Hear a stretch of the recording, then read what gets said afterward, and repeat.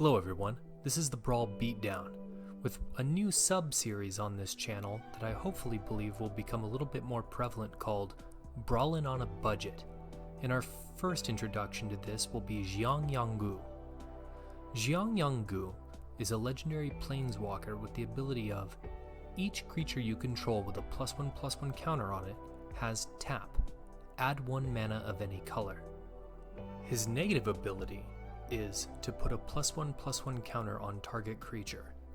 And as we explore this deck and its themes, you're going to see how easy that is, and how much ramp you're able to achieve out of it. But first, let's answer some questions. What exactly is budget in the Magic the Gathering community? Magic the Gathering is many things to many people, and also a different level of price point value in as many different variations. Some individuals don't blink at purchasing classic cards such as the Power 9, and others are quite a bit more fiscally conservative with their Magic habits. In short, to some, $20 might be a steal, and to others, it might represent their entire weekly budget for Magic the Gathering. So the purpose of this mini-series within my channel is this. 1. Can you construct a deck that will put up a fighting chance, 50% win rate, with a commander that costs less than $1? 2.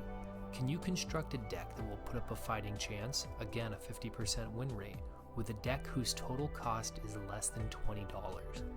And 3. Is this deck cohesive enough so that it can be readily upgraded if the player so chooses? Let's cover Yanggu.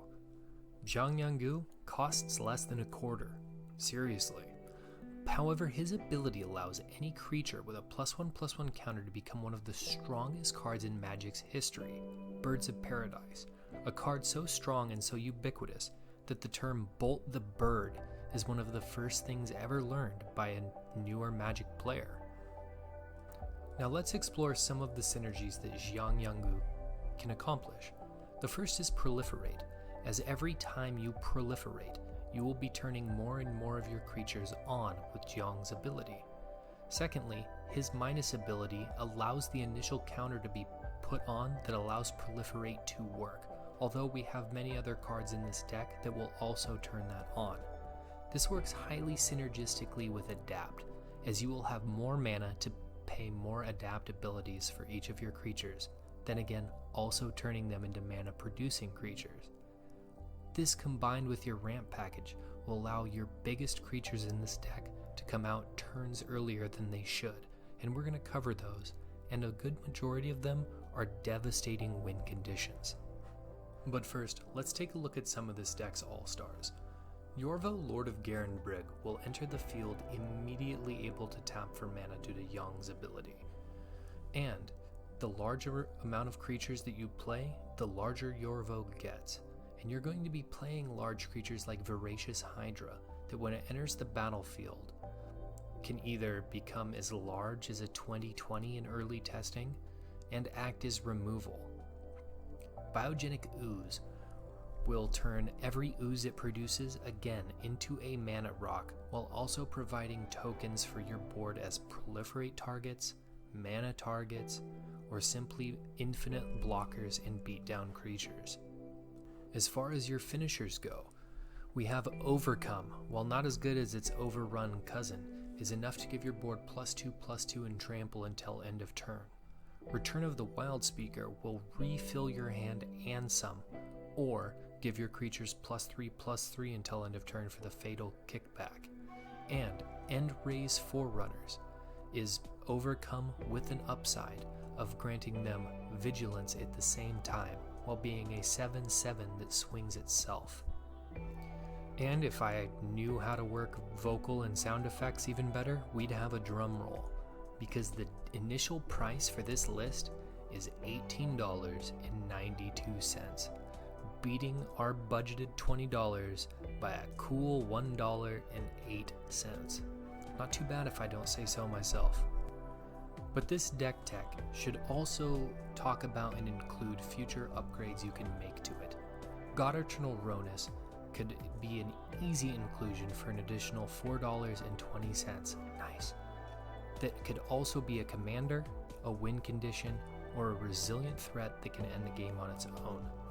Vivian Arcbow Ranger again can be a commander, or using its +1/+1 counters ability, synergize greatly with Jiang and comes in at a cool $3.84. One of Green's historic weaknesses is card draw, and though I've tried to include as much as I reasonably can in this list, Guardian Project would be an excellent slot in at a cool $2.98. If you truly wish to break the budget, two cards that deserve an immediate slot in if possible is the Great Henge and Finale of Devastation. The Great Henge should probably be your first upgrade piece if you so choose, but Finale of Devastation is the win condition of win conditions. Casting this for 10, 20, or whatever amount this deck can make should win you the game on the spot. Should be the second inclusion you make into the deck.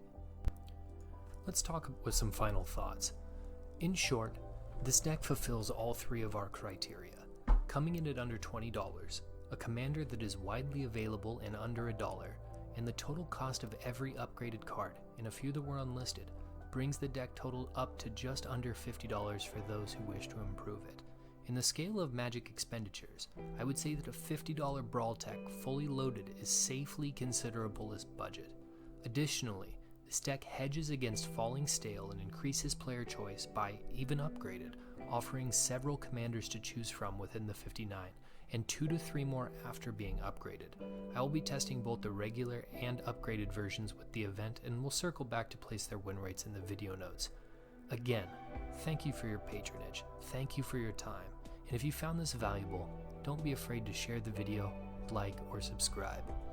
Anyway guys, this has been Peacecraft with the Brawl Beatdown. Thank you.